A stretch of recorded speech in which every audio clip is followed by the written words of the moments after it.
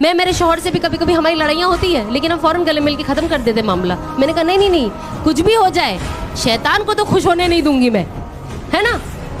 تو میری ایک اپنی لڑائی چل رہی ہے شیطان کے ساتھ کہ بھائی اس کو خوش ہونے نہیں دینا ہے, بھلے یہاں پہ مجھے تھوڑا سا جھک جانا پڑے چلے گا, پر اس نامقول کو میں مسکرانے نہیں دوں گی. آج ماں باپ اپنی بچوں کی تربیت کے لیے جب انگلش اسکول ہو قرضے لے کر بچوں کو بھیجتے ہیں, لیکن جہاں دینی تعلیم ہو وہ کہتے ہیں ارے آپ تو عالمہ ہو نا, آپ قرآن پڑھانے کی فیس لوگی کیا. ہاں, آج ہمارے بچوں کو ماں باپ کو غسل دینے کا طریقہ بھی نہیں آتا ہے جب ان کی فوت ہو جاتی ہے تو. ہاں, آپ کو جنازے کی نماز نہیں آتی ہے. آپ کو لگتا ہے کوئی مولانا آپ کی جنازے کی نماز آپ کی اولاد سے بہتر پڑھا سکتا ہے, اس فیلنگ کے ساتھ پڑھا سکتا ہے؟ نہیں پڑھا سکتا ہے.